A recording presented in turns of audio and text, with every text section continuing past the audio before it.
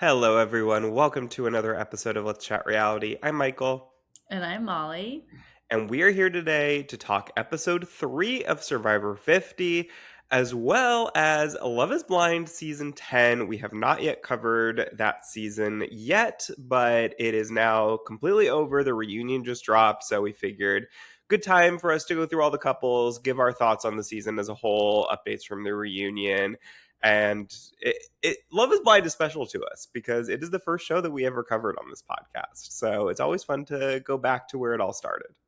Yes, for sure. I know. I love when a new season of Love is Blind comes out, so I'm glad we're covering it today. I'm excited to get into it, but before we do, and before we even get into Survivor, Molly, we just got back from Los Angeles for the RHAP live show for Survivor 50. Got to meet some very cool people, Survivor alum and podcasters from RHAP. And we were with our good friend of the pod, Jenna Quirk. So we had a great time. What were some of the highlights from that trip for you? Yeah, it was so much fun. It was a great 3-day trip to LA. It was quick, but I got a lot packed in those few days we were there.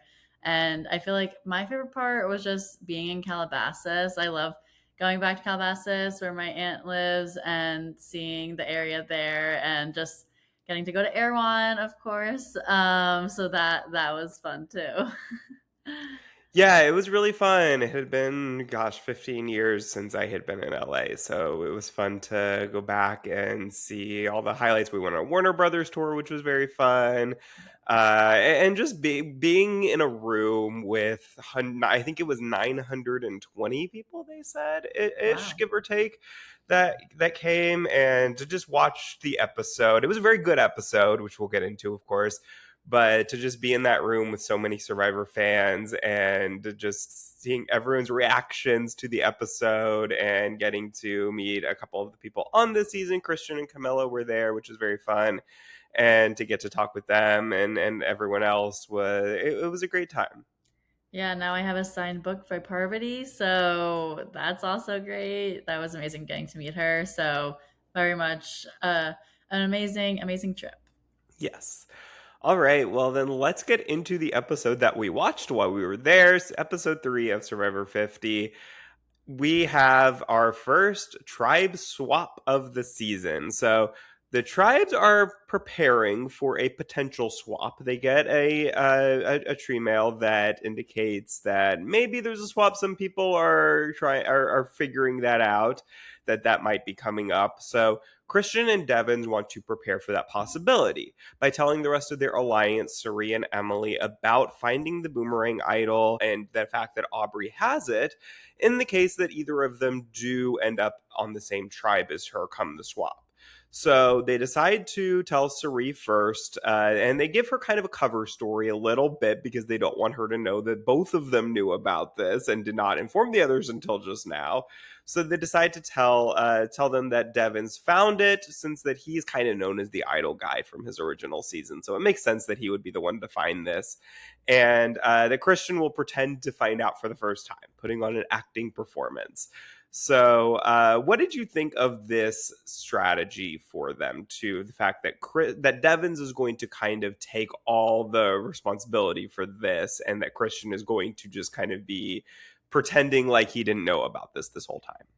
I mean, I think it's really smart since then it takes the target off of Christian and kind of Devon's already is known as that idol guy. So having that be his like, oh yeah, like this makes sense. Like everyone wouldn't really question that in terms of like it wouldn't increase the target level for him versus it could have for Christian there. So I think with that it was really smart and it was funny just to see the theatrical moments of Christian still pretending that he didn't know when they were talking to Suri, and it just made for a fun moment during the episode as well.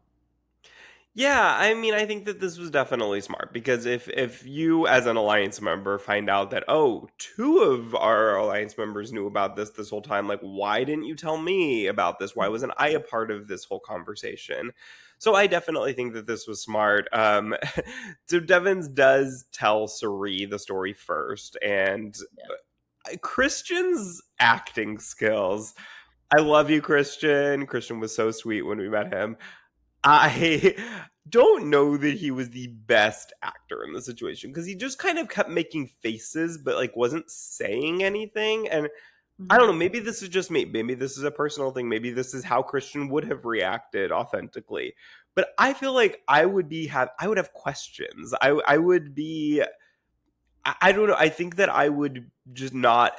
It felt like so over the top facially that I don't know if Suri in the moment would think like, let me look closely at Christian's reactions to see this. But like, if I was looking, I would be like, this feels a little bit fake. Yeah, I don't think Suri was really paying that close attention, but I feel like it made for like the audience to enjoy that moment even more just because of the facial reactions. I don't know if they were believable, but it made for great entertainment.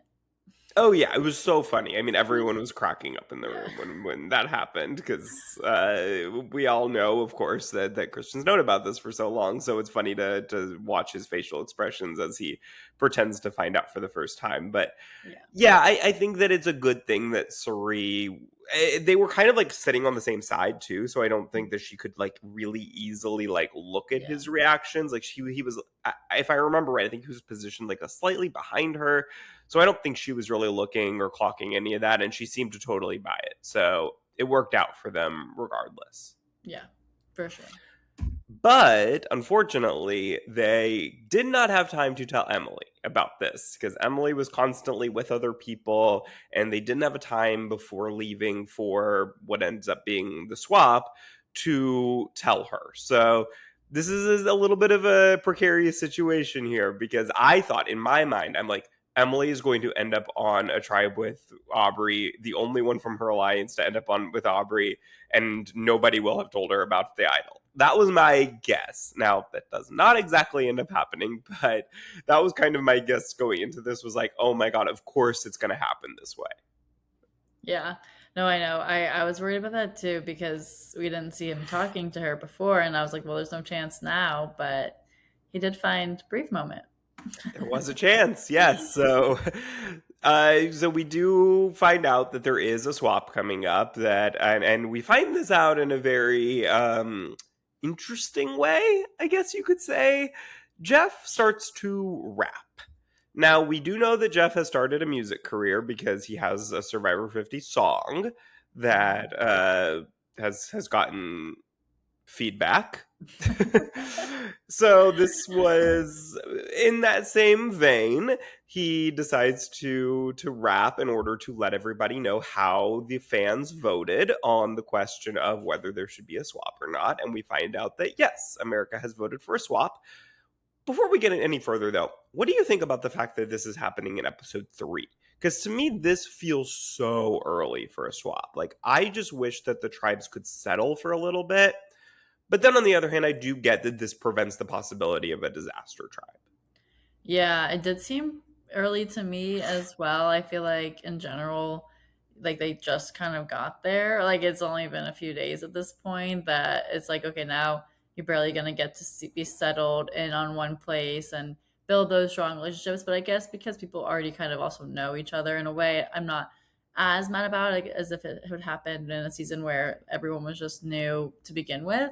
So I don't know. I guess I wish it happened like week 5. That to me, even one episode later, truly, like I just think that like give them at least like 3 rounds, however you call it, like to settle in as a tribe. Let us kind of remember who's on what tribe. Like it takes a while to even like remember who's where, and by the time you figure that out, then they're swapped again and you have to relearn everything. So it is early. It feels too early to me, but also we were kind of heading towards disaster tribe territory with Sela. So I think that I understand wanting to prevent that, especially in an all-star season like this. Like you don't want people getting purpled. You don't want people not being shown and the same tribe just continually going to tribal over and over again. So doing it this early does prevent that from happening. And of course, we were also at a situation right now where there's even numbers that you can split the tribes by. And if you don't do it now, then you have to wait 2 more weeks. And that's kind Yeah. of late, I guess. So I get it, but there's pros and cons both ways, I guess. Yeah. Yeah, for sure. Well, then before the tribes swap, Christian uses this last opportunity to whisper to Emily, who he is standing right next to tell her that he found or Devon's found the boomerang idol and gave it to Aubrey. I don't know that he explains all of that actually. Now that I'm thinking about it, I think he might just say Aubrey has an idol. But Emily is kind of upset that he waited this long to tell her and is kind of questioning, like, how much can I trust my alliance now? Because clearly they had information that they didn't give me until it was absolutely necessary. So if you're in Emily's position, what is your thought process when you hear this? Yeah, I feel like, especially in that moment, it was like very rushed in the conversation just because it had to be pretty quick. And the fact that everyone around them could see or maybe even potentially hear of what was going down. So I feel like with that, like she just felt like an afterthought because of the way it happened and how it went down there. But I mean, obviously, Christian wanted to tell her earlier. She just didn't know that. So in that moment, I can see why she definitely didn't feel the happiest about how she didn't know until then. Yeah, I get it. I totally get why this rings alarm bells in her head. I don't think, though, that this is a situation where immediately she needs to say, I can't trust them. I'm completely defecting from this alliance. We need to get them out. Like, I I would think that in my mind I'd be like, let me hear them out. Let me hopefully get on a swap tribe with one of the other three and hear out why, like, when did you find this out? Why did you not tell me? Like, have you known this for days, hours? Like, what is the situation here? Why wasn't I told about this sooner? And I would hopefully think that there must be a good explanation for that and operate normally until I sit down with them and hear them out. And if I don't believe the explanation, then go from there. If I do, then everything's normal and it's fine. But I think you just have to give them a chance to explain before you make any rash decisions. Yeah, I agree. So she should have waited to lash out on that. Yeah, which, spoiler alert, she does Yeah. not. But we get our new tribes. So the new Sela tribe, the Orange tribe, is Charlie, Rick, Suri, Camilla, Dee, Rizzo, and Jonathan. The new Callow tribe, the Blue tribe, is Aubrey, Colby, Tiffany, Chrissy, Joe, Genevieve, and Coach. And the new Vatu tribe, or the pink purplish tribe, is Emily, Christian, Angelina, Stephanie, Ozzy, Mike, and Q. So, what stood out to you with this new tribe breakdown? Was there one tribe that you thought was going to be the most interesting, the strongest, weakest? What stood out to you, if anything? Well, it was interesting that the Kalo Blue tribe all had the big the big guys, Joe, Coach, Colby. I mean, they didn't have Jonathan, but if they had Jonathan and Ozzy there, that would have been crazy. But to have three of them on one is definitely stood out to me, just in general, to see how strong that tribe could potentially be if they have that strength. And then in Vatu, of course, was the reunion of David versus Goliath tribe, or not tribe, but cast in that tribe. So that was great to see that as well. Yeah, that was the first thing that stuck out to me was the David versus Goliath 3. That was really crazy that all three of them ended up on the same tribe together and very fun because, like, to me that's what I want to see with an all-star season is I want to see the people interact who had interesting relationships previously in previous seasons and to see, are they going to trust each other? Are they going to try to get each other out? Like, what is the dynamic going to be like there? And so to see all three of them on one tribe together, and usually, which they did this season, they mostly separate everybody who came from the same season, and so we don't get to see that dynamic necessarily in the first few days. But now that they're swapped, we do get to, and it's random. We do get to see that in certain situations, and this was a great example of that. So very fun to see them all together once again. Yes, for sure. And I love those three, so it's fun to see them. Yeah, for sure. And it's cool because it's like, who knows how long they're all three of them are going to be there for? Like we don't get to see all of the 48 3 together, all the 46 3 together because they're not all there anymore. So the fact that all three of them were still in the game at this point, that's another perk to doing a swap early on, is that there's more possibility for more people who you want to see interact on a season like this to interact, to be end up on the same tribe together. And if you do a swap a couple episodes later, you're going to miss a little bit of that possibility. So Yeah. that is one perk to having it this early on. Yeah. And I also thought about how no one was on the same tribe as Aubrey as people who knew about that idol. So I was like, oh, I guess then that won't really be a thing now. Yeah, that's interesting. I guess that didn't really clock to me that that was the case. But yeah, that's very interesting that none of them know about it. So that could come into play then, because it will be a surprise to everybody, the fact that she has that. So and I mean, we'll get to it, but Aubrey is, has her enemies on that tribe. So it is possible that she may have to use it. So we will see with that. But let's get on to then the Kalo tribe. Speaking of them, so we have some dynamics here of Joe on his previous tribe was with a bunch of people who did not necessarily agree or vibe well with the honesty and integrity gameplay. But now he's found his people with Coach and Colby. They are like a trio of honesty and integrity that Joe has been waiting all this time to find. So they decide to form an alliance, and Coach wants Chrissy to join them as well. He knows that Chrissy was kind of on the outs with the original tribe, but he likes Chrissy and he wants to bring her in. But he wants her to know how she's coming across and make sure that that doesn't happen again with the swap tribe. So he does let her know that the previous tribe felt like she was talking too much and they were getting annoyed by her.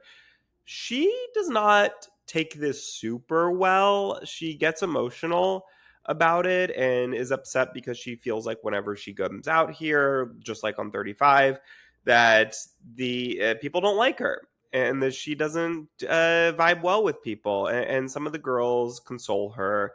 But what did you think of the way that Chrissy took this information? And do you think that she will be able to turn her perception around?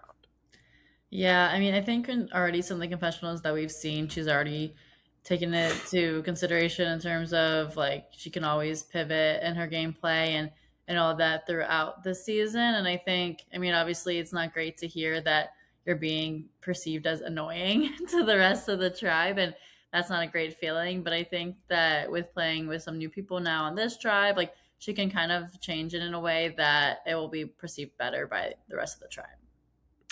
Yeah, I mean, I think that Chrissy definitely, it feels like I don't love the way that Coach necessarily went about Yeah. this. I'll be honest. I think that it came off a little condescending, a little mansplainy, a little, I don't know. I don't know how close they were. I don't know if like he's the right messenger for this. I don't know. I felt a little bit kind of icky about that, but I do think that she probably needed to hear this message, because it did feel like what we saw last week, that Chrissy was rubbing some people the wrong way. Like, Coach isn't wrong about that. And I do think that if he hadn't told her, probably the same thing would have happened on this tribe, that people would have felt the same way. And so to get them this message at this time before she has the chance to give people a perception about her that is negative, she's able to start building these relationships with that in mind and to be a little bit more careful about that. So I hope that she doesn't overthink it, and I hope that she still feels like she can be genuine and herself with people, but with a little thing in the back of her mind of like, okay, don't do too much, don't talk too much, like reel it a little bit back in, and that way hopefully she can give a better impression of herself to the new people who she's just meeting for the first time now. Yeah, I agree.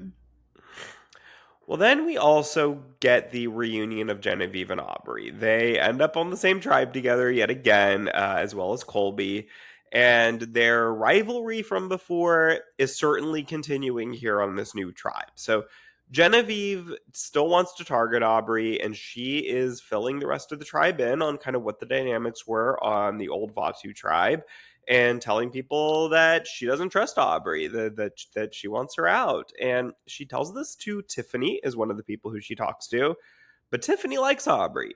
Tiffany and Aubrey have had a good relationship. Seems like they started off, and so Tiffany goes and informs Aubrey of what Genevieve is saying, and this kind of reaffirms Aubrey's suspicions that Genevieve has been coming after her and doesn't trust her.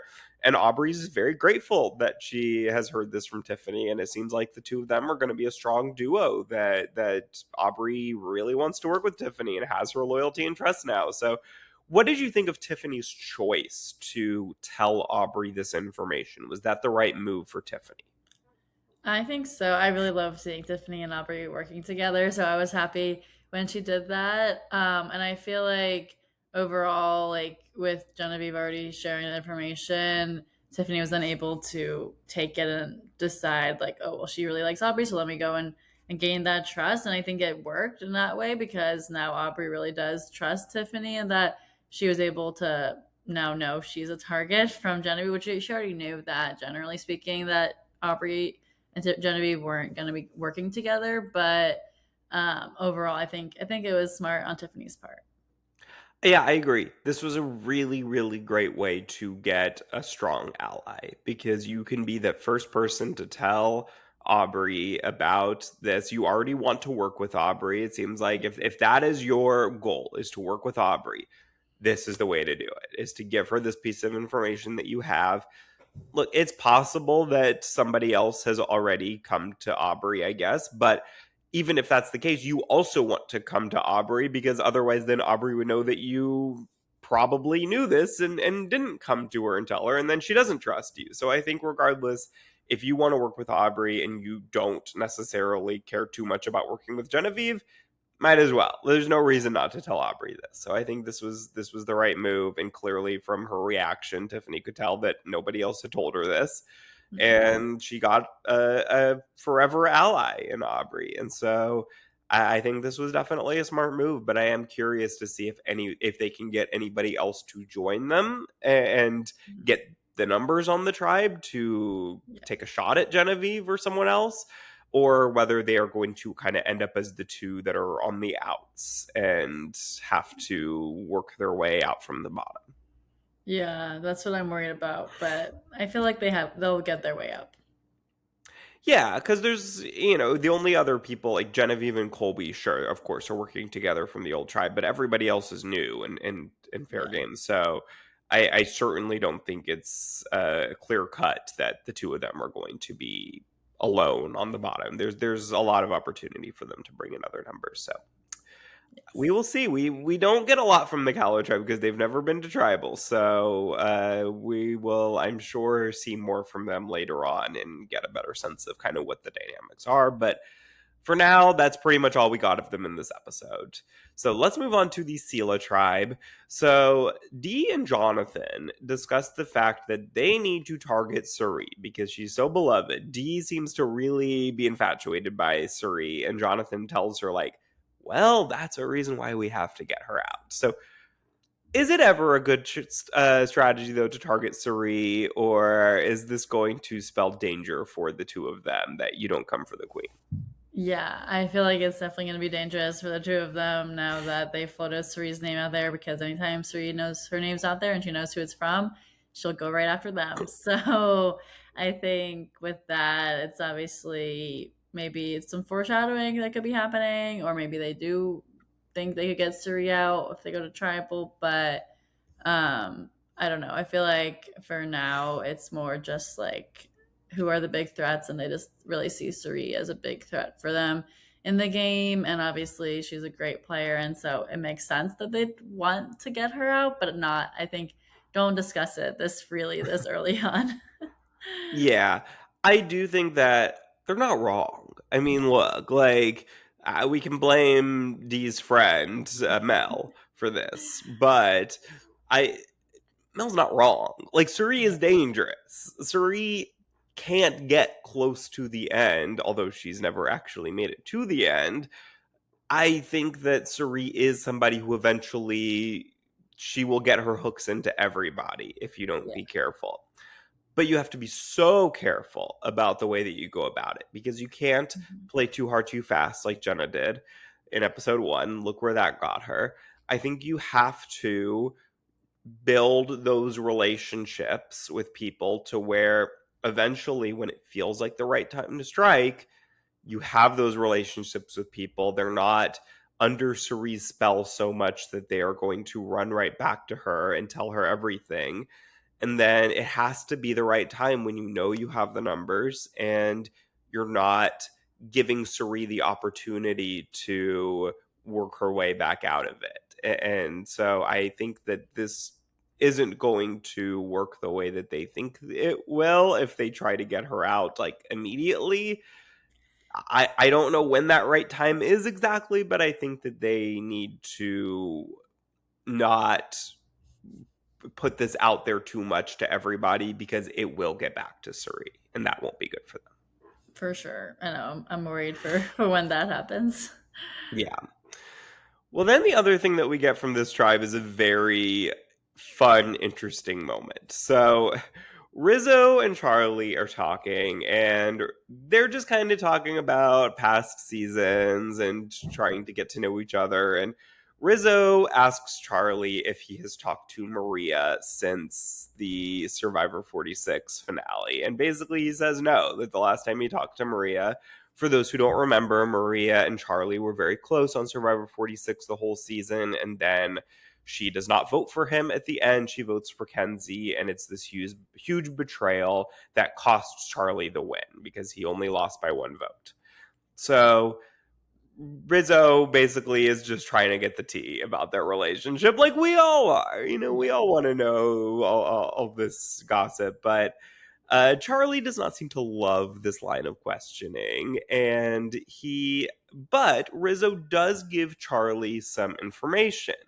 He tells him about the boomerang idol and the fact that he knows Ozzy has one. So this is all new information to Charlie. Charlie did not know anything about the Billie Eilish boomerang idol. He did not know that as Ozzy has an idol. So this should, in theory, get Charlie to trust Rizzo, and that's Rizzo's goal. Is he wants to work with Charlie. He wants to give him some information, but Rizzo doesn't know that has clocked something from the night before that Rizzo said, because they were talking about Survivor 49, and Charlie's like, "Hey, did you have a bestie on your season?" And Rizzo's like, "Yeah, Sophie Belardi." He's like, "Well, did you vote for Sophie to win?" And he's like, "No, I voted for Savannah." I have so many questions here. um, First, before we get into all that, what was your thoughts on just kind of their whole dynamic that we saw here? Was this a bad question from Rizzo? Is Charlie kind of being too sensitive about what Rizzo said the night before?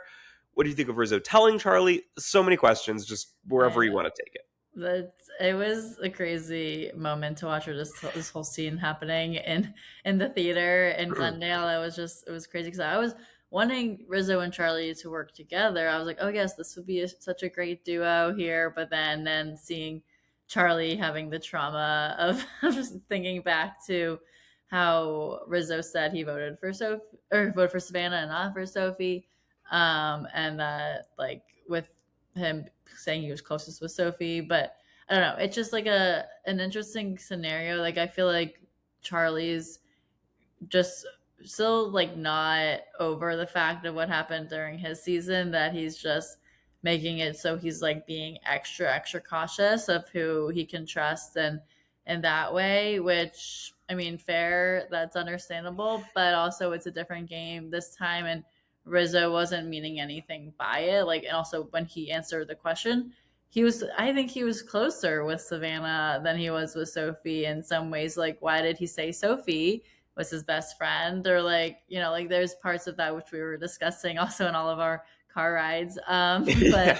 with it being that maybe he was lying in that way because he didn't know what Savannah said to other people in the tribe, that like didn't know what was getting around, like how close Savannah and Rizzo were. Like nothing was totally clear at that point because no one had seen that season. So he didn't know what to say or like maybe what the correct answer would have been in that moment.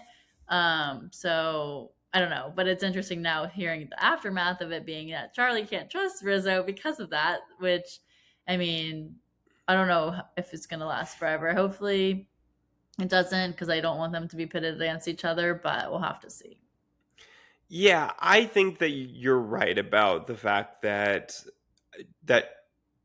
Charlie didn't sorry, that Rizzo didn't know what Savannah had said on her other tribe Mhm. and didn't want to have a discrepancy with anything that she had told them, Yeah. because if she was kind of distancing herself from Rizzo a bit, then he didn't want to say, yeah, she was my closest ally, because then they'd be like, okay, clearly one of them is lying, we don't know which one it is. Does this mean we can't trust Rizzo? So I think that he probably felt like saying Soph was his closest ally was the safer option. It's also possible, though, that he and Savannah had a closer game relationship and he and Soph had a closer personal relationship. Like, I Yeah. do think that's possible. But Well, if that's what I that's the think case, now, but they weren't really after, like, they weren't really, like, post show. They had like a week before they came back. So I feel like the social relationship, like, how much could that have propelled in that week? But maybe it had. yeah.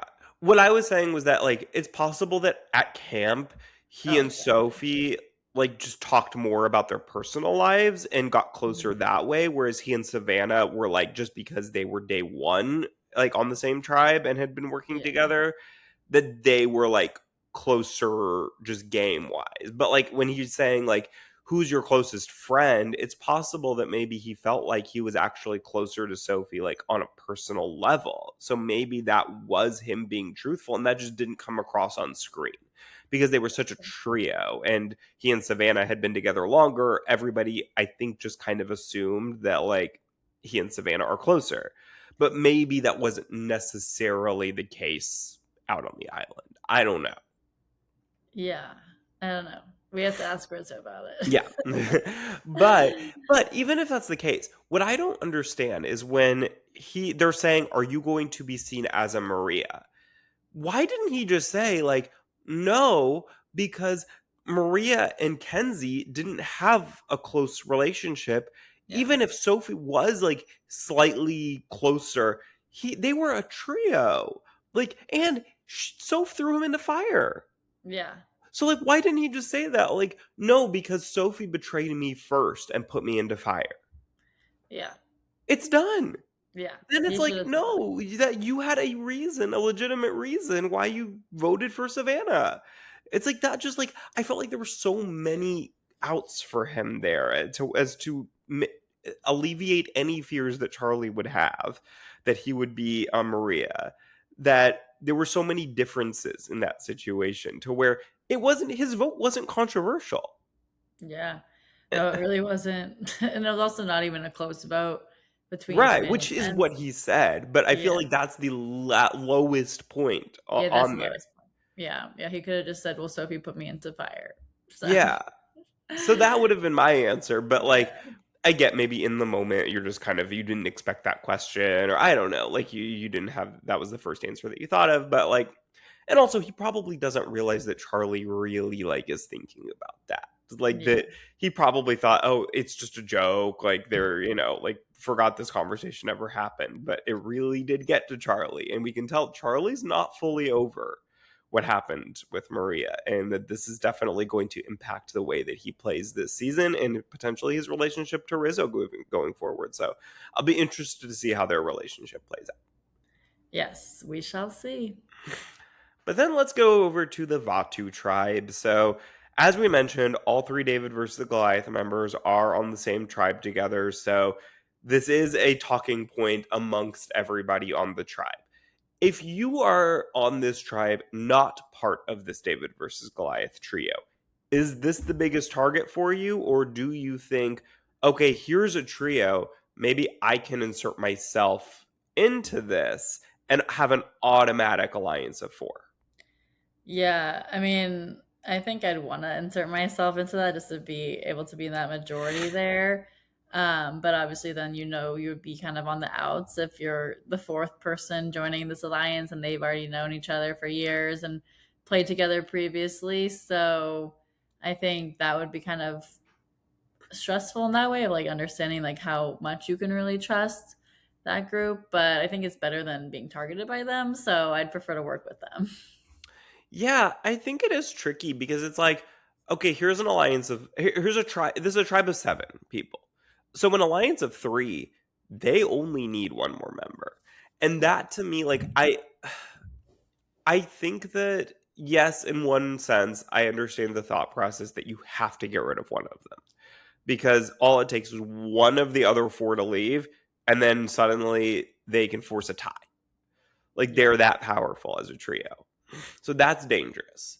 But on the other hand, all it takes is one them to be able to convince one person to go over to their side and suddenly they have the numbers. So I really don't know which way I would go. I think it would depend on, do I just feel like I organically feel like I gravitate towards them and connect with them, or do I connect better with the other people? And then hope that not any of them move over to their side, because then I understand that like you would be on the bottom with the trio. That would not be a final 4 I would want to be in. But we're not at Final Four yet. We're at Final 19 or 21, I think. Yeah, 21. So it's like there's so much game to be played. It's like I think that my easiest way I would feel like to make it to the merge, make it to the next round here would be to go with this known trio who will more than likely vote together. All I need to say is I'm a vote for you. Like, who do you want to get out? And then it's pretty safe because you know that like those 3 are going to be a trio and probably vote together, and then you can just say like, I'm going to vote with you, you don't need to worry about me, like, and then figure out a way to get one of them out later on. Yeah. I don't know. I think that makes sense. You just have to like, it's so early in the game, you Yeah. can't think about like being on the bottom of an alliance. Just make sure you're in an alliance. Make sure you Yeah. are in the numbers. It doesn't matter if you're on the bottom of the numbers, just be in the numbers. And then once you hit the merge, then you worry, okay, like I need to make sure I'm not like on the bottom here because eventually this will come back to me. Like I just need to position myself well. But at this early on, it's just like you gotta get through week by week. Yeah. Oh, for sure. I agree. Well, Q and Ozzy are back together after spending a night on exile together in episode 1, and Q decides to inform Ozzy of where his boomerang idol came from because Ozzy had no clue. He knew he was given it by somebody, but he didn't know who. So Q uses this opportunity to tell him that Genevieve found it and that they, as a group, decided to give it to Ozzy. I thought this was a very smart move by Q because it establishes that relationship back again that they obviously already had formed a bit of a bond, and this was a way to kind of solidify that, give him that piece of information, and let him know that we want to work with you, that I want to work with you, and once all the group comes back together, that you'll be a part of that. So they want to work with Emily. But Emily, of course, no longer trusts Christian. So she's open to this at this point, and she decides to spill all the information about Christian telling her about Aubrey's idol. And so Q fills Stephanie in, and they decide as a group that they want to target Angelina. What did you think about Emily's decision here to just kind of fully betray Christian and spill all this information to them? Yeah, I mean, I was annoyed at it because I thought, oh, Emily's relationship with Christian's gonna outweigh this, but then in this moment, I was like, oh, like she really thought just by not knowing this idol information that it's just betraying her trust entirely, and so I was sad about that because I was like, no, like keep on trusting Christian, like he's still gonna trust you and want to work with you, but in this exact moment, she just felt very much on the outs there and that she couldn't trust him. And so she was like, well, let me just share everything I know and get other people to not trust him also. So I think in this moment, it wasn't great for her strategy wise in terms of like, she still can work with Christian. She just hadn't talked to him yet. So I think that wasn't great. And now the information is all out there. And so that's also not going to be great in terms of now everyone knows Aubrey has an idol and all that too. So we'll see how that all plays out. But I was like, no, Emily, don't share everything here. I think you could immediately tell that Emily, like, this was an emotional decision. This was kind of a Mhm. spur of the moment, like, I'm upset with Christian for waiting so long to tell me about this. So I'm just going to kind of fully betray him because I want him to feel as hurt as I felt, type of thing. And so I think you could tell that she pretty quickly felt bad about that and knew that she had made a mistake because she does very quickly start to feel suspicious about how genuine Q and Ozzy and Steph are about wanting to work with her. And so she has a conversation with Angelina at that point, and she really bonds with her. And she decides to yet again fully betray someone and just spill everything that the other alliance told her about the fact that they want to target Angelina. And Angelina really appreciates this. It's kind of a similar conversation. It felt very reminiscent of earlier on in the episode when Aubrey and Tiffany had their talk. And Yeah. Aubrey felt very thankful to Tiffany. And now you have Angelina here feeling very thankful to Emily. And it's like everybody, it's like they feel like the conversations they're having are disingenuous, or maybe they're not having conversations and they can feel people talking about them and keeping things from them. And then as soon as somebody is just kind of fully honest with them and their suspicions are realized that they're correct, then they get a little bit emotional and they're like, oh my God, thank you. Thank you for being genuine with me. And I think it's a good lesson in these games that sometimes you do just kind of have to, if somebody is like on the outs a little bit, being fully honest with them and telling them the information, it really will get you a true, genuine 100% ally that you can trust. And if you feel like you're in a good enough position that like you can kind of get some other numbers to work with them, then that can really change. If you're on the bottom of something, then like that can really put you in a position where now you can form something where you're not on the bottom because you're with at least one person who feels very indebted to you. Yeah. Oh, for sure. When you're in that position, it's definitely helpful to have someone you can trust and sharing that information with you. And so here for Angelina, she obviously really trusted in Emily here and knowing that they were trying to target her and now she wants to work with her. So obviously she's not trying to target her, she wants to work with her. So that's good for her. Both their games. Yeah, so then Emily goes to Christian.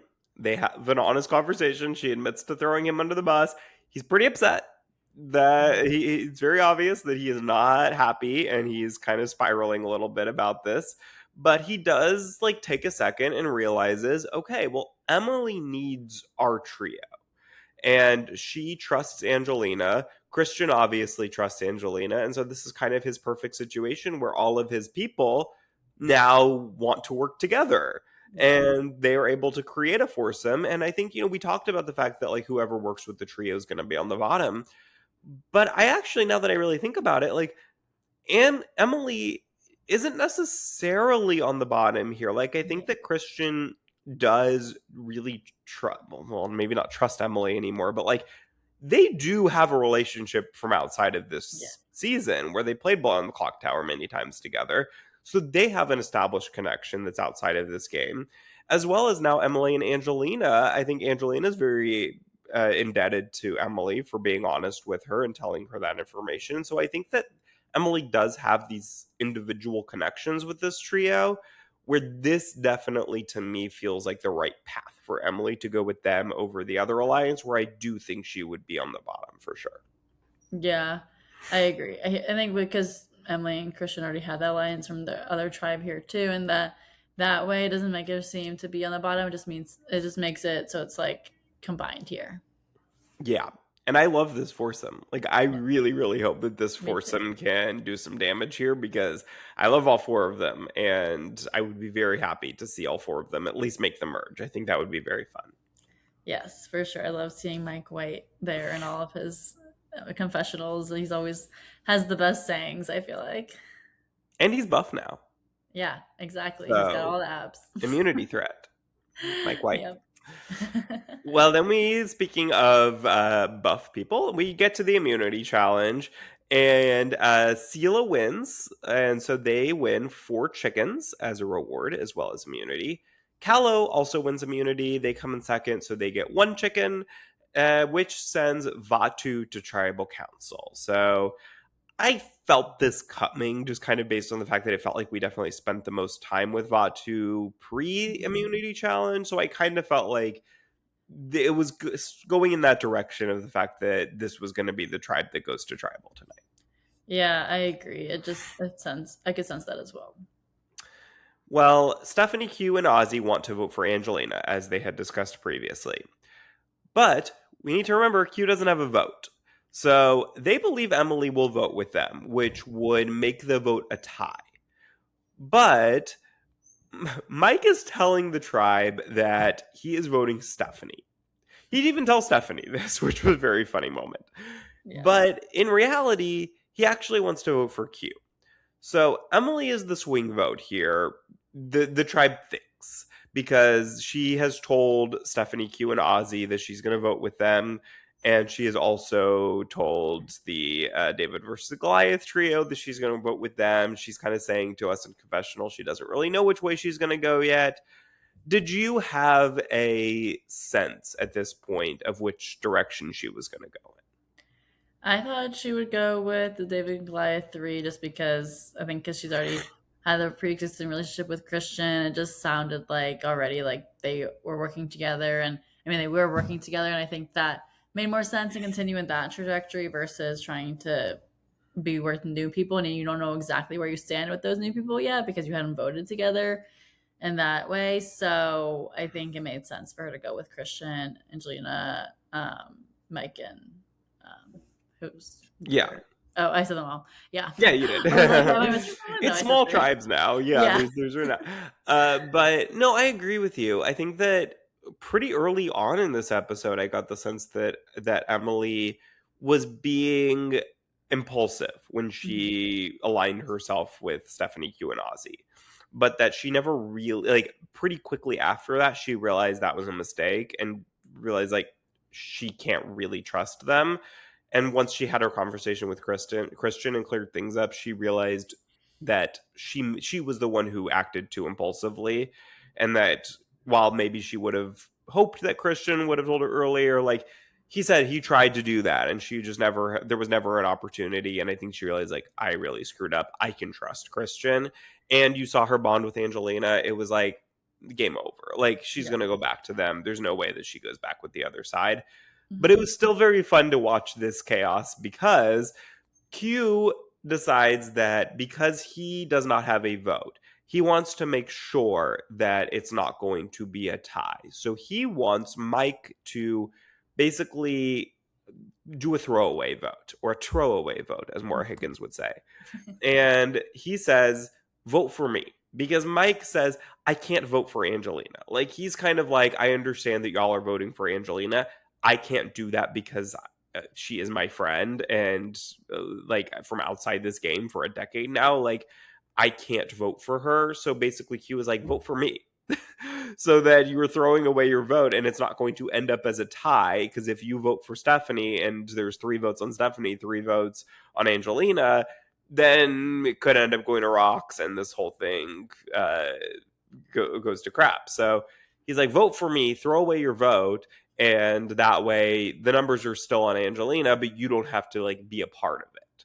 So Mike in confessional to us is like, well, this is great. I already was voting for Q and now he told me to vote for Q. So very, very funny moment. I know. I know. I thought that was great because I was like, well, at least he's not portraying Q now by voting for him because Q asked for it. Exactly, exactly. Well, she Emily going into tribal is supposedly the swing vote. We don't know which way it's going to go. We know which way it's going to go, as we said. So it is a unanimous vote, 6-1 vote. Q is voted out here. I was really upset about this just because, like, I love Q. I think Q would have been so much fun going further in this game. He's just so chaotic.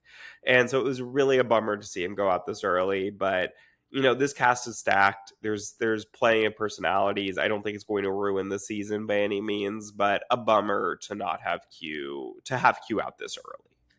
I know. I enjoyed watching him also, so I'm sad to see him go. But I did see something. I think it was actually Q who mentioned it, that he was seen as a threat, or he was like he got noticed that he was a threat because people would be wanting to get more screen time, and they want to get him out so that they could get more screen time, because Q is always getting like the entertainment out there, and so that's obviously going to be what's making it on on TV. So if he gets to go for entertainment value, that makes it even worse too, because like, well, we were getting entertained and now we won't from Q, at Yeah. least. No, for sure, but I wouldn't be shocked if Q comes back again at some point here. Like, he's a big enough personality, and I think producers know that he has so much to give. So I could see it. I don't know so that necessarily know if like in the next couple of years it's gonna happen, but like I could see like Survivor 60. I could see it. I could see Yeah, him coming back again at that point. Like, I think let's first bring back some people who weren't on 50 for the next like full All Star season, or if it's a mixed season, how like fan versus favorites type thing. Like, let's bring back some people who were not on this season first, but then eventually, I wouldn't be shocked to see him back, and I hope so because he's very fun. yeah, I agree.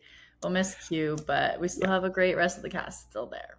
We do. It's been a great season so far, 3 for 3 on episodes, and I am very, very excited for what's to come here. But let's close out the Survivor chapter for now because we have a lot of Love is Blind to get to. So, Molly, take it away. Yes, let's do it. So this season 10 of Love is Blind, crazy that it's been 10 seasons. Just in 3 years, because 3 years ago is when we started the podcast. So God, how did that happen? I know they We were do yeah, like season 4 was our two first one, so how, two I yeah. don't Oh, even I guess understand the that's, math there. Yeah, I guess that makes yeah. sense. It's not been in, 2 a when year. did they start? 4 years ago then? So 5 Love is years. Blind started in 20 at the beginning of 2020, but because Oh, of course it was 2020, it took a while for season 2 to come out. So yeah, there was a little bit of a longer break there, but yeah, season 4 3 years ago, 2 seasons a year, that makes sense yeah, actually. Look at us do exactly. math. I know. I was like, what's the math there? But this season was based in Columbus, Ohio, and we followed a bunch of couples here, which I feel like we haven't seen like this many that actually get engaged and then continue through the process in a bit. So that was exciting to see just the potential of what there was, or also the mess and the breakups and all of that that comes with it too. So first, before we get into each of these couples, what were your thoughts on overall this season of Love Is Blind? I think the last couple seasons have been very disappointing, so I felt like this was a step up from seasons 8 and 9 at least. Mhm. And I think that it felt like the pacing was good this season, where I think season 8 was like the All limit to pods. me in terms of like episode length, the amount of times we had spent in the pods. It was just so much filler, and that was a real slog to get through. This season felt a little bit better paced. It felt like we spent the right amount of time in the pods, the right amount of time on the Mexico trip. Like it felt like the season was moving and there wasn't quite as much filler, but there was enough to where I was invested in at least some of these couples. And there was certainly plenty to talk about. I felt like the discourse this season was maybe a little bit bigger than we've seen in the last couple of years before this as well. So I think that the season got people talking, it got people invested, and I enjoyed it. Yeah, I agree. I feel like it's a good sign when people online are invested in it too, and just knowing what's going on in the season and everything with the couples and what's who's gonna be married, who's not, and like all of that discourse. I feel like I saw a lot of, and some of it I couldn't really tell entirely of like what's gonna happen at the altar, of like who's gonna say yes, who's gonna say no, which always adds to the entertainment of the show. So I enjoyed it. I feel like as a whole, like this season also, as you said, like was a step up from previous seasons. I still, it's not one of the best, of course. It's still not gonna top, I feel like, from some previous seasons that we've seen. But for now, I think it was a good season.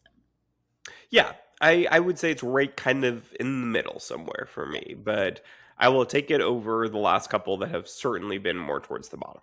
Yeah, for sure. Well, first, let's start off with the most boring couple, which is the one that's still married, Vic and Christine. So they, from the beginning, you could just tell they were in love with each other from in the pods. They were always entranced in their conversations and always just really understanding each other, it seemed like, and especially then when they were in real life as well with each other, there was always this that it just seemed like so easy between them, and that's how it should be. Like if you're really enjoying someone's company, it shouldn't feel hard to be with them. And so you just could see that through the screen, through Vic and Christine's relationship, which was great to see. And in particular, they also got kind of the short end of the stick because they had their honeymoon, or not their honeymoon, they had their trip like right after the pods to, they went to California instead of to Mexico, like with the rest of them. So the rest of the couples, but that was an interesting choice by production there. But now they are getting a honeymoon paid for, which they announced, and TurboTax is sponsoring their honeymoon. Then they've said in the reunion. So happy for them that they can now get a better vacation for their honeymoon. Yeah, I mean, there's all sorts of conspiracy theories about what happened with Vic and Yeah. Christine because we barely saw them this season overall.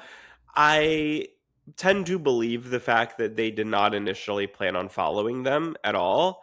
Hmm. And most of the time, what we've heard is that they only have the capacity to follow six couples. And so that's why there have been plenty of other couples that have gotten engaged in the past and were not on the show and we did not follow them. Like, I mean, famously, that couple from season 7 that was at the reunion, the jewelry, the watch guy. What was their name? Oh, Leo. Leo and Brittany. Yeah. Like they followed, like they told us their story in the pods, and then had like they had a reveal, and then the screen came up and said they're not being followed anymore. Like it's like, Yeah. oh, what? But so this season they, I think, realized maybe about halfway through that, ooh, we need a solid couple. Like, there's not a couple here that we feel confident enough is going to get married and stay married. That they found out, I guess, maybe that, oh, like these two, Vic and Christine, got engaged and are still together and seem to be very strong. So let's pick up cameras and follow them. They clearly were not living in the same apartments as everybody else. They did not bring them to Mexico. I think they probably later on at some point put them on a trip and showed it as if they went at the same time as all the other couples and decided to kind of film some evergreen scenes with them so that they could stick them in after the pods or after the Mexico trip. And then they figured it out in enough time that they were going to follow them that they brought them to the wedding dress and tux shopping and were able to, of course, film their wedding.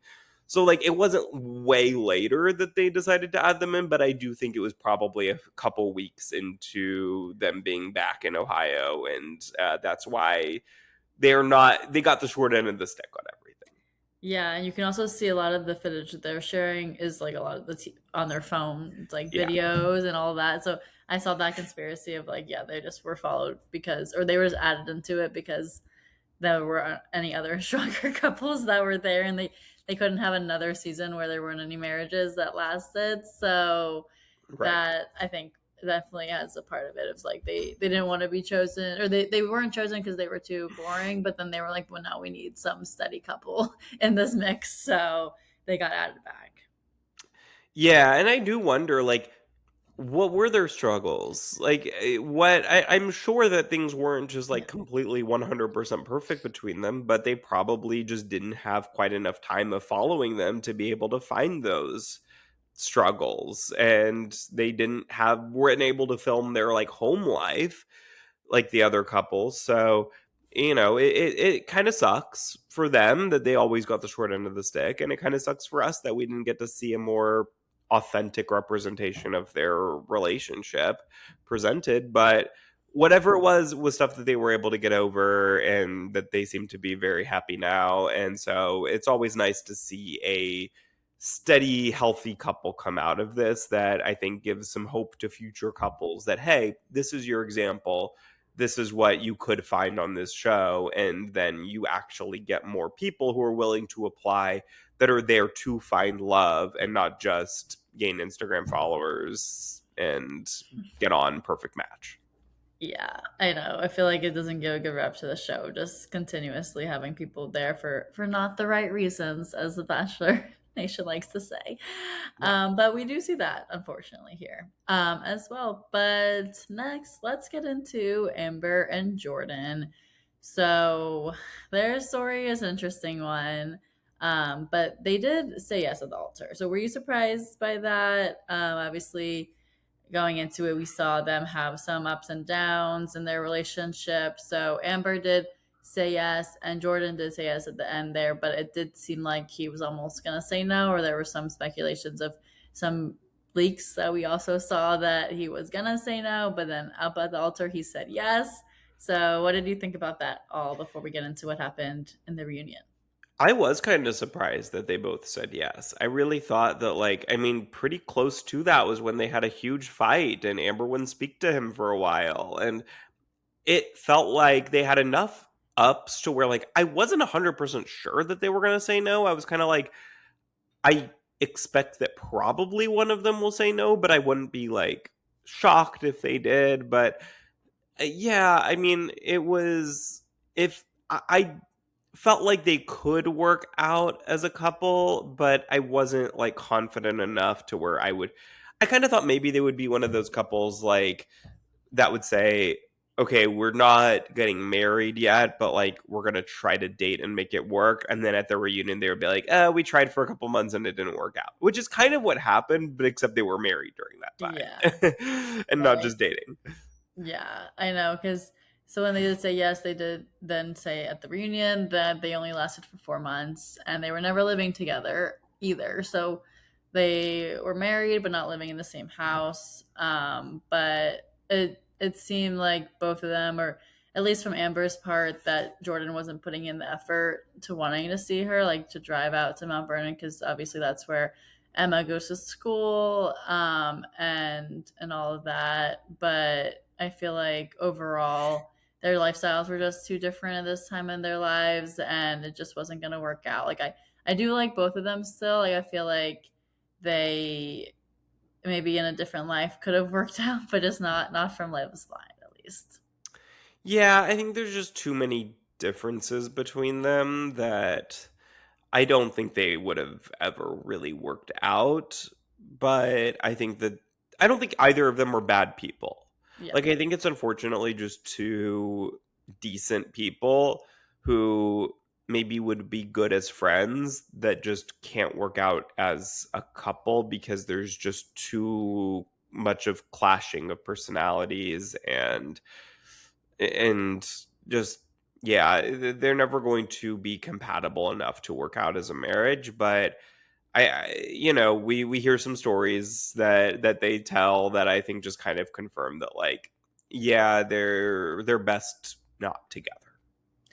Yeah, I agree. I think they just brought out maybe more toxicity in each other in that way, that it just wasn't great for longevity, and glad that they got divorced so that they can find a partner that's better suited for what they want, and they don't have to make sacrifices in their own lifestyle and stuff like that. That seemed like someone was going to have to do that, and they just weren't willing to sacrifice either one of them. Yeah, and I mean, basically, like, the general overall sense that we get is that Amber felt like that Jordan wasn't making enough of an effort to spend time with her because they live like 45 minutes away from each other, and he only made that trip out like a couple times, she says. But then Jordan felt like the times that he was going, he didn't feel appreciated. Yeah. He felt like she kind of took it for granted. So I think that's just kind of like two differing personalities and interpretations of things that I just it felt like neither of the two of them really were on the same page of what their expectations were, and it just kind of, the resentment was growing and growing, and it just kind of came to a head, and at some point it was like, we can't keep doing this. Yeah, for sure. And then also with having Amber having a child, Emma as her daughter, I feel like that also adds to it, and just in terms of everything that happens when you have a daughter involved as well. And in particular, Amber was very upset that Jordan didn't say goodbye to Emma, and this makes also Amber walk off the stage because she couldn't be there anymore talking about the situation. So I felt for Amber with that. Obviously, it's a hard situation, and having to go through a breakup, but then also explain it to your daughter who doesn't really know what's going on is definitely hard for Amber, and so she's been through it. But I see the light at the end of the tunnel for her. I feel like she's gonna grow and become even more famous now and get the brand deals and all of that. I feel like she'll find what she's looking for. That walk off felt like it came out of nowhere to me. It was Oh, like I she was know. just kind of calmly talking about it, and then it was like, "I told you not to do that." And like she just stormed off. I was like, "Whoa, where did I that know. I was come like, was from?" that planned? They kind of felt like that to me a bit, but like Yeah. also we hear Amber admit the fact that she has anger issues that she knows she has to work on, and maybe that kind of felt like an example of that, to where it was like you're having a calm conversation and then suddenly she just like storms off or takes escalates it to another level. Yeah. And I think that that could be an example of that we just saw right there that maybe Jordan was dealing with, and I could see how that he wouldn't necessarily want to deal with that all the time. And it's like when she wouldn't talk to him for days, like I can see that. And she does seem aware of it and willing to work on it. And I think she probably felt a little bit of resentment for the fact that like she was dealing with her issues and he wasn't willing to take the time for her to deal with them, and he was just not willing to go through that journey with her. Yeah, it seemed like she wanted him to do that, and then he just wasn't willing to, or wasn't making that time and effort to at least try. So they just weren't aligning in their day to day and overall in terms of growth and journeys they needed to go on. And it seems that they're better off now without each other. So that's good. They need to be apart for them to each understand like what they need to do and to become better and whatever they need to handle. So Yeah. I think it's obviously for the best with with them not being together now, but I was surprised to see them get married, but obviously then they didn't last. So that makes sense there. But now let's get into Bree and Connor. So they broke up in the not broke up. They didn't go to the altar in the show, but they did say they were going to continue to date, and they are still dating to this day. So they just Bree in particular called off the wedding just because she was in a bad place and was spiraling. So she wasn't feeling like she was 100% herself and didn't want to say yes to someone in that moment of like not knowing if that could be like longevity there, and she didn't want to have a divorce. I feel like that was a big conversation she also was talked about, was like she was never going to get divorced, or at least someone else, maybe it was Brittany, someone else talked about it, maybe it was her too, but I feel like some of the couples here were talking about how they don't believe in divorce. But I think this was smart for Brie and Connor's relationship. Obviously, they're still working out, so it did well for them to not get married in the show, but to now still be dating now in life. So it's good to see that they were able to work through whatever they needed to and could still be dating today. Yeah, I was stunned by the fact that they are still together. That was like the biggest plot twist of this entire season to me, was the fact that they are still together as of today, because I feel like so many like Connor's social media, I just feel like was flooded with comments of like, "Oh, thank God she did you the biggest favor by not getting married," and like that you like everyone was just like so happy for Connor that like he wasn't going to be with Brie, that she called off the wedding. And then to find out that they're still together was really shocking, because I feel like this just never happens, that like a couple decides not to get married, not to go on the timeline of the show, and but still date, and then come the reunion are still together. Like I don't think that's ever happened before, I don't right? think so either. No, I can't imagine. I don't remember any situation with I that. don't either. So like that was really shocking to me, because like it really felt like it was just another way to basically break up with him. But it turns out that, yeah, I guess she just wasn't in a great place during filming of the show and didn't want him to get married to her while she is dealing with all this stuff internally, and that once she got to a better place, that she was able to take their relationship more slowly and deal with whatever she needed to deal with, and that they're able to go on their own timeline and they're still together today. So look, I'm happy for them.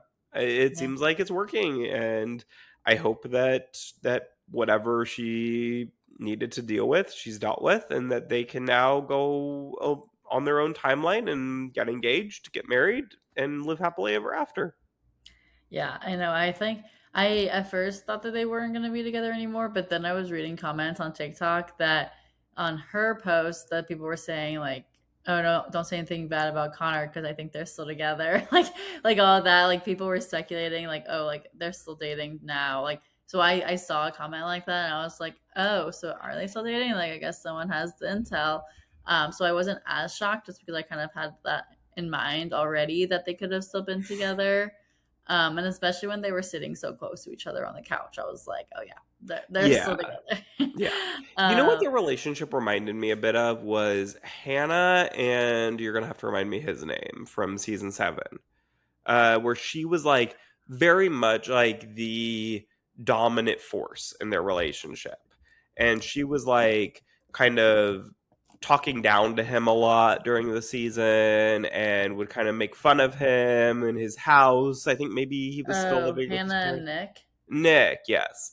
Yeah, And it felt like they had a similar dynamic in a way with Bree and Connor. I think a little bit less extreme in Bree and Connor's case, but yeah, it kind of felt like she would like, make fun of him for being a frat boy and for having a yeah, keg and like all this stuff, and that they kind of had maybe like a little bit of a similar dynamic there. But in Hannah and Nick's case, of course, that exploded and did not work out and they didn't make it to the weddings.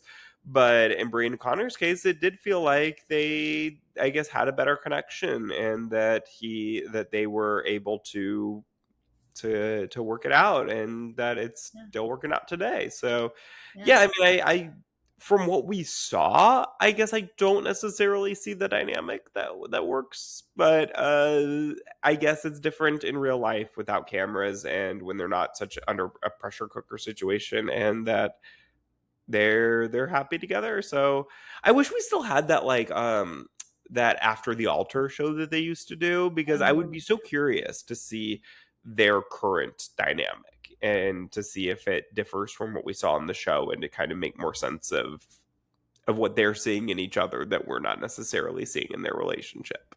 I feel like when they had the train scene, like when they were talking there, I feel like I really saw like how deep their connection was and how they Yeah. really appreciated each other. And that was like, okay, I could see them lasting from that conversation alone. So I think maybe it's more of that what's happening in their relationship now, and that's why they're still going strong. I mean, maybe I'll just have to see on their social media. I don't know how much they're gonna post together now. I mean, I hope they do. But I'll follow up on that and tell you if I learn anything else about their relationship from that. But now also Brie does say she does want to marry Connor now, so it's good to see that they're still in that strong sense of wanting to be together forever. So that's nice. And then also, of course, they had to bring up Chris in this situation of now looking back, and they could see the season and how that unfolded, and Connor could see the conversation that Brie had with Chris during when they all got back together. And then Connor said he doesn't have anything to say to Chris, so he's just like, he's not in my mind. I don't need to bring attention to it. And then Brie does say that she wishes she had shut down the conversation more. Then she apologizes to Connor, and to Jess, but not Chris. She doesn't really acknowledge Chris either. I feel like everyone here is just shutting out Chris. So As I they mean, should. as they should. Yeah, exactly. Yeah, I did not love Bree's conversation with Chris during the season. That it felt like Bree was really entertaining it way too much. That we saw during the Mexico trip where Bree was like, "I want a round two. We need to talk about like." We just had this whole experience in the pods together with these people, and we need to have these conversations to explore what was in the pods and get closure and whatever. And it felt like Bree was very pro having these deep, long conversations with the people who they were more serious with in the pods and didn't choose. And I it felt like this was an example of Bree being willing to have this conversation more than she should be, because Yeah. they did clearly have a connection in the pods, and I think it's kind of disrespectful to Connor to entertain this conversation with Chris as much as she did and not to shut it down. And it felt like, as much as Bree says now that she was not at all into it, not at all thinking about potentially the idea of getting with Chris, I don't believe it. I honestly think at that moment that she was second guessing and that she was kind of thinking that Chris might be right about certain points he was making and that maybe Connor isn't strong, manly enough for her, because then she calls off the wedding later. And it felt like that was probably part of what was in her head, was like, is like she was saying, is Connor teaching me here to teach me a lesson, or is he actually the guy I'm supposed to be with? And I'm like, that should not be a question. Clearly, like, that is not your guy. If you are questioning if he is just here to like be a stepping stone for you in your life, like, but then he's probably not the love of your. I don't know. It But just she felt says she was having a lot of mental health stuff or just anxiety or just she wasn't her best self in that way. So maybe that was just part of it. Of yeah. But I just think that it's disrespectful to Connor yeah. to entertain Chris in that way. Like, it's fine to have your doubts and your questions and not want to get married on this insane timeline. There's nothing wrong with that. But I just think when you bring somebody else into it who is saying such awful things about your partner, then like to entertain that still, if I were Connor, I would be pretty upset with Brie. Even just watching that back, even if you've come so far since then, like I would still be probably pretty upset to watch that back, because I feel like, maybe I'm wrong, I feel like Brie did not probably tell him everything about that conversation and probably downplayed it a bit. Her part Yeah. in it. I don't know. They seemed totally fine at the reunion though, so that's why I was just like, okay, But I did they guess watch the show back yet, or was that the first time they yeah. saw that clip? No, I think they had already seen the They had show. already seen the whole season? Well, Yeah. then maybe. Or maybe they're saying, like let's put on a good look for the cameras, but then when we get back home, we'll have a real conversation. I don't know. Maybe. Yeah, I don't really know. But I But hope for the best for them. yeah, we'll see. We'll see how long they last and hopefully forever. But let's go into another couple that broke up. Back to some not as exciting news. But Chris and Jess. So obviously, we know from what happened in the season that Chris just did not treat Jess well, and he broke up with her because she didn't do Pilates, and other things, which are stupid things to have as reasons for not wanting to be with someone. Because obviously they had such a deep emotional connection. It seemed like from the pods, like honestly, coming out of the pods, I was like, they're one of the strongest couples here. Like I thought that they were gonna last until we saw Chris's true colors. So here we also get then in the reunion, Chris apologizing to Connor, but then Connor was just like, okay, sure, because of the comments we were just talking about with Bree. But then also we see then Chris saying that he didn't have doubts in the moment when he first saw Jess, but then eventually prioritized physical connection over emotional. So that was his wrong, obviously, because Jess also is a beautiful woman and he didn't deserve her. But it was crazy to see that happening throughout the season. But then Chris did apologize to Jess on the way he handled things. So that wasn't, I mean, Jess didn't really care. She was just like, I don't need to talk to this man. And she said Chris has deep insecurity. So that was also factor into why he was acting the way he was. I mean, I don't believe a single thing Chris said this entire reunion. Like, he was just trying to fully save face, say platitudes that could, people could just kind of accept and move on. I think he knew that probably there was nothing he could say to take back how he handled things.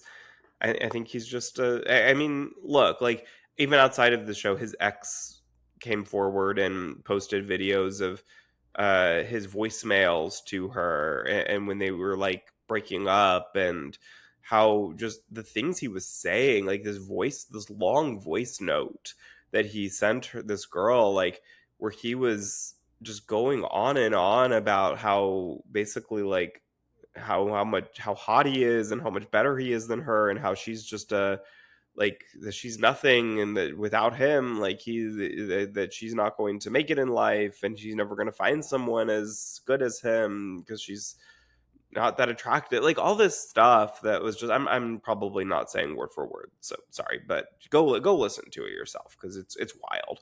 And it's just like he's clearly either drunk, high, something, or just an insane person who needs serious help, and probably all of the above. So Yeah, I saw a TikTok that was saying that he just was seriously PR trained for this reunion and just like copied the script in his head of like what he could say that wouldn't get him in more trouble than he already was. Which I kind of understand that because I'm like, yeah, I guess he didn't say anything like problematic here in this reunion. So but maybe I this don't even PR. think he was PR trained. I think if he was PR trained, they would have been able to teach him how to be more genuine sounding than he was. Like I think he just Oh was no, that's PR what off of ChatGPT. I feel like he's like, but he memorized it. Like he But I like was think he ChatGPT'd, how do I get out of a crap? What do I say to like get out of a bad situation where, and he just like he memorized what ChatGPT told him to say, but he didn't actually talk to someone who can make him sound more genuine. maybe. We'll never know unless he comes Right. up tight. But yeah, He's maybe like don't need to know. truly one of the worst humans to come out of reality TV in a while, I think. Yeah, Like there's yeah, no redeeming qualities. no, no, no one even likes him of the guys, so that's telling.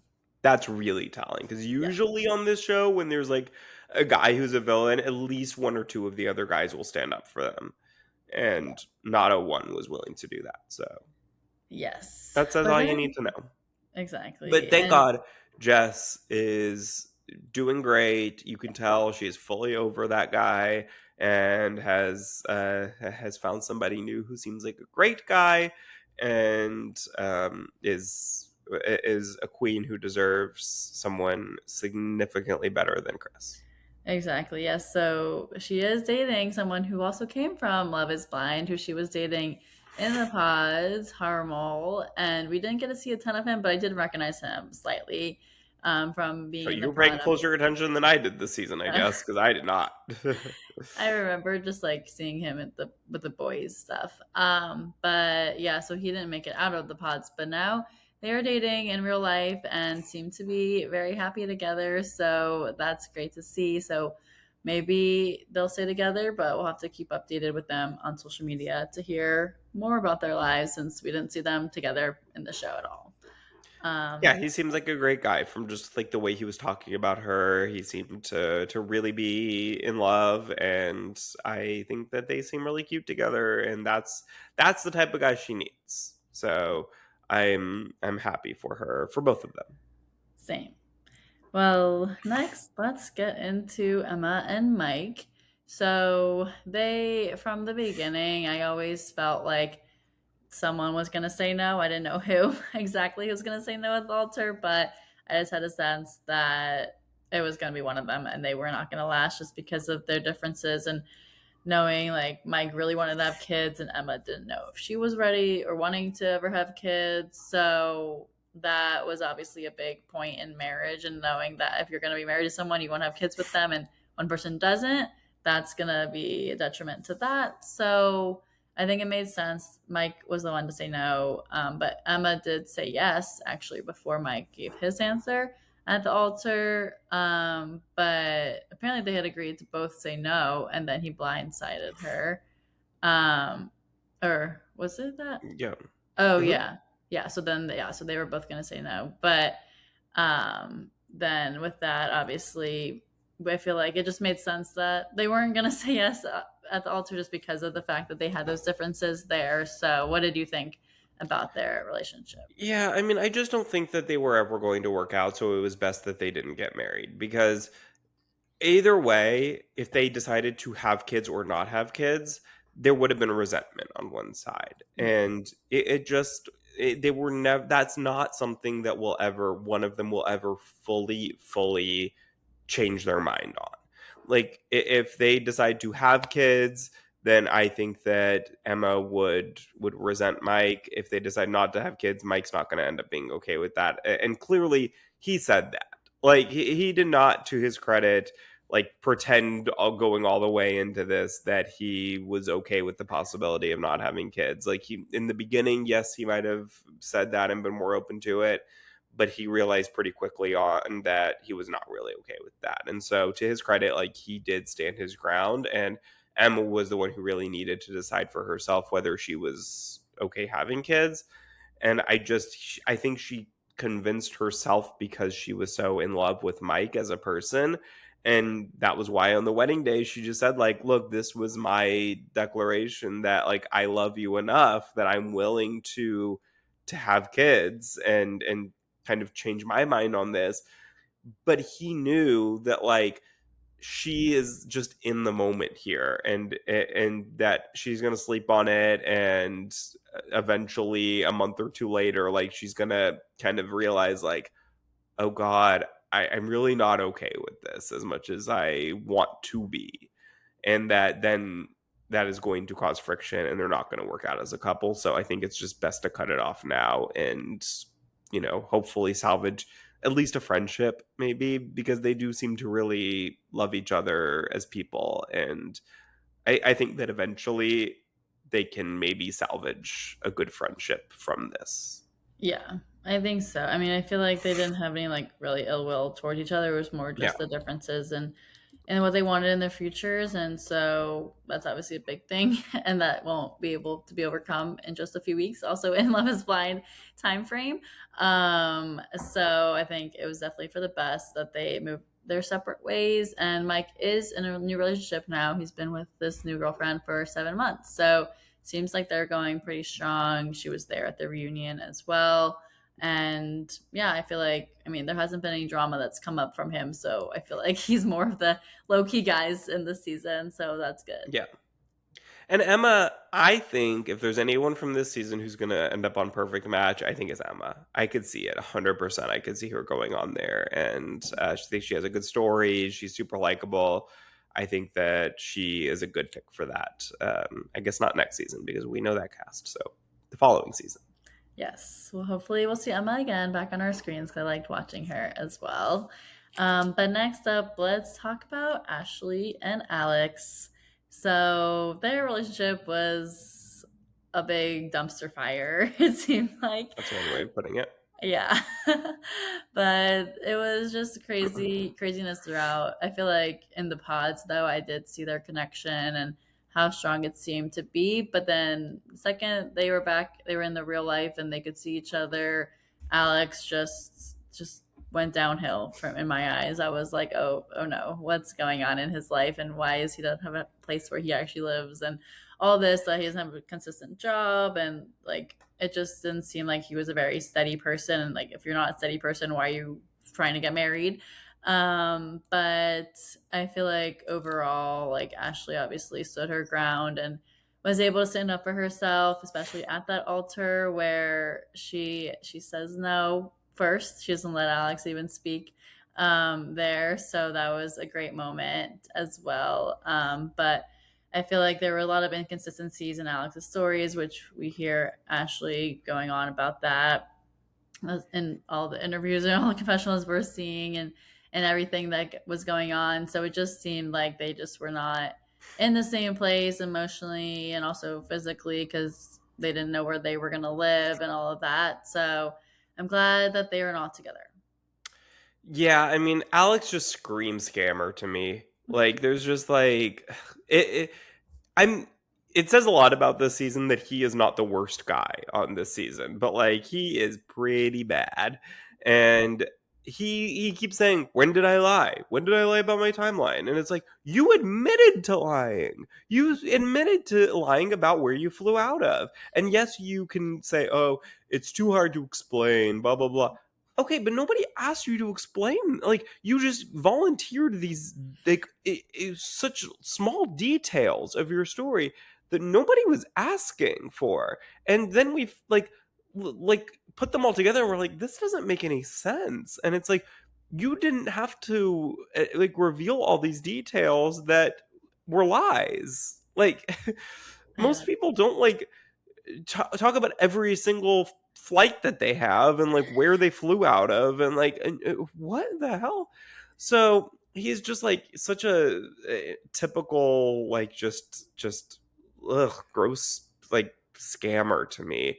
But I honestly wasn't the biggest fan of Ashley either. Like I just feel like her whole big speech at the wedding just screamed inauthentic to me of like trying to have a moment, trying to be the deep D, trying to be the other girl from the season after that, with Cole, uh, Oh, that I can't remember. And anyways, what's but her name? like it just like there have been these moments in the past. It's been a while, but there have been these other similar moments in the past, and it just felt like she was trying to have that moment, trying to recreate it, and like she was right about everything she said there, but it just didn't really feel that authentic to me. So I was having a little bit of trouble like really buying into it and being I was happy because he was the one on the other end and he deserved it whether it was authentic or not. He deserved everything she said. But I Yeah. don't know that she 100% like believed everything she said, but I was happy that she didn't, cuz I was kind of getting concerned that she was going to say yes and that they were going to get married, and she was just going to forget about all the lies. So I was glad that at least she didn't, and that she had her moment up there and he deserved it. Yeah, I agree. And it was in front of everyone. So everyone could hear it and see what was happening. But yeah, I feel like Alex was never there for the right reasons, as we always say. But yeah, and then obviously now in the reunion too, he still doesn't even admit to lying, even though it was clearly shown. And so that's just bad on him. He could have taken some lessons from ChatGPT therapy thanks to Oh PR God, training. no, no, no! Real therapy, please. No, I know. I just mean I it would don't have been waste the better than water on whatever he him. did, which was nothing. Yeah, Um, I don't want any water wasted on Alex. yeah, that's true. But yeah, and then also with Ashley's dad being a divorce lawyer, that was an interesting meal that they were having, or just overall meeting, and that also Ashley felt like Alex's answers there were fake, and that he was also reading it off of ChatGPT. It um, felt like it. That's why I yeah, always said like I don't even believe like when he's like, "Oh yeah, well I didn't vote, but I would vote for Trump." Like I don't even know that I do believe it because he's an idiot. But I felt like he just was saying what he thought her father wanted her to hear, and I wanted him to hear. And I didn't feel like anything he said was authentic this entire season, entire reunion. He's just so smug. Oh, let's just get him off my screen. exactly. Well, he's also now living with Devonte in Arizona. So Devonte and Brittany, we can move into them because we'll also get into the Devonte Alex part of it and a little bit of this too. But Brittany and Devonte did not get married in the show, but they didn't officially break up either in the show. So I feel like it According was, to one of them, at least. yeah, one of them it was like, no, we were still together. The other one was like, no, we weren't. But I felt like it was over when the second the cameras ended there. I was like, oh, there's no way. I was surprised Brittany even thought they were still engaged. Yeah, that But was wild to see their differing takes after that moment. It was just like, what relationship were y'all in? Because they were not with one together. exactly. No, especially if she's like, yeah, he just didn't talk to me for 2 days. Like, if he didn't talk to me for 2 days, like, that's probably not a steady relationship, especially not an engagement. No, girl. Yeah, no, it was crazy to see that. But I mean, I feel for Brittany, and she was hurt and offended by the things that she heard Devonte say on the show after they called off their wedding. So she had seen that back, obviously, from when it aired out. But then obviously hopefully now she really has that closure of knowing that that's how he felt about her and that it was never going to work out. But yeah, I never saw it from the beginning, like from especially like it almost felt like they were breaking up in Mexico. Like I just felt like there were multiple times that they were going to break Yeah. up and then it didn't. Yeah, it was I never pretty much from basically from Mexico on, never thought there was a chance that they would end up together, and it just felt like, why are we dragging this on for so long? Like, the 2 of them are not going to end up together, but, Devontae does admit that he should have been more direct with Brittany, and yes, he should have been, like, as much as she probably should have realized that they were not in a good relationship, he also needed to be more direct with her. Yeah. And yeah, I mean, it lasted 2 weeks after filming. They ended up breaking up. So I mean, this was not a long lasting relationship after the show, but yeah, I mean, well, we can get into the details of it, but yeah, I mean, they texted him and to be honest with about whether they wanted to be in a relationship anymore, and he said he did, but then he goes on this trip to Austin with Bree and Ashley and Priyanka, and they break up as soon as they get back from that trip. So you know, I this was know. not meant to be. No. And then the hearing about that trip though was interesting because Brittany didn't know that like it was that's where he was going. Like he had lied and said he was going on a work trip, and so that's also a red flag of your partner not even telling you where he's actually going to be. And especially the other with all girls there too. So that was interesting one And there. and they had allegedly, Brie, Ashley, and Pre had been under the impression that they were broken up. That Devontae had told them that they were broken up. But I don't understand why none of them then texted Ashley and be like, "Hey, girl, are you okay? I heard you broke up." Yeah. Like, what? I know. I'm surprised by that too. They didn't ask Brittany and they just like decided to go with Devontae still willingly. Like that was surprising. Yeah, and I mean, look, these are the three girls who also talked to Chris, and it just feels like these are not girls that I don't know. I'm side eyeing oh my god, I can't speak. Side eyeing the three of them just a little bit after both of those situations. Yeah, it was funny when Nick Lachey was like, "So who found out? Like, how did you find out?" And then she turns to Amber, and like Amber was like, "Yeah, I did." And then it was like, "How did you find out?" And then she found out from Dora. It was all like the game of telephone of Yeah. how everything went down there Yeah, because but Amber was like, "Don't trust these guys." I'm like, yeah, "Yeah, don't trust them. Like, why are you not texting your friend? Maybe they're yeah, not friends. I don't know. Maybe there's more lore here that we don't know about that would be a reason why they wouldn't yeah. text her or give her a heads up about the trip or whatever." But Yeah, not great. But I wish I saw them in Austin. That would have been fun. I mean, well, we didn't know who they were at that point. sure, So I that would don't not know have. Yeah, if I would have even been in the same place and known who they were. But yeah, so that would have been funny. But I feel like Austin kept them being brought up in this reunion, which was fun to hear because I was like, we need an oh, Austin season. yeah, well, it's coming up. Yeah. Oh Um, yeah, they did film it right. yeah, So well, I don't know if they eventually, filmed it yet, but they cast it. Is that going to be the next season? That's what I was gonna. no, I don't think it's Yeah, the next one, but maybe the one after that. yeah. Okay, well, that would be fun.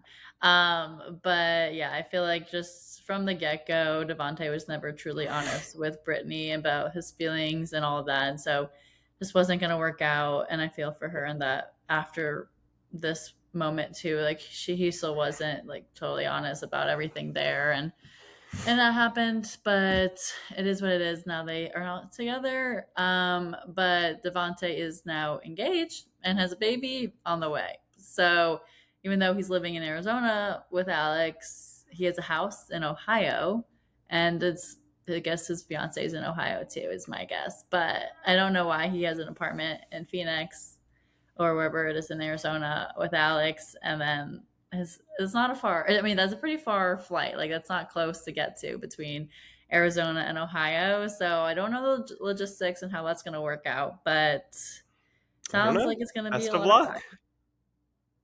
Yeah. Best of luck to him. I know, and I'm happy that Brittany is working on herself and just she says she's still single, but I feel like she'll find someone who deserves her and she can fully trust and not have to worry if they're even still together when Yeah. She's wearing a Someone uniform. who actually likes her.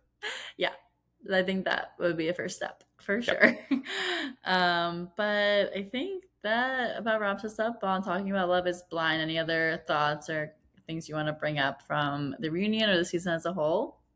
No, I mean, I thought it was a decent season. I feel a little bit better about Love Is Blind as a whole. I feel than I did before this season. So I hope that we continue on that trajectory. And look, I mean, I think the format still works to a degree. I think that they could do more with it. Like, I think it could be interesting, like, to cast, I don't know, like sisters, brothers, something like, I think something like that could slightly shake things up while still maintaining the format of this. But I think that, like, little like casting twists like that could make it very interesting and keep things fresh in situations that we've never seen before. I don't know. I think that something like that could be fun, but I think that I'm excited for next season to see what happens. Yes, I'm excited for that as well. And then, of course, then when the Austin season comes out too, I'm excited to see that. But for now, that wraps us up for this week. Of course, we'll be talking more Survivor and all the other reality shows going on. We'll be keeping up with those as well. So be sure you're subscribed wherever you get your podcasts. And we'll be posting also on social media. Let's Chat Reality, wherever you're on social media. So follow us there, and we'll chat with y'all again next week. Thanks so Hi, much for everyone. listening.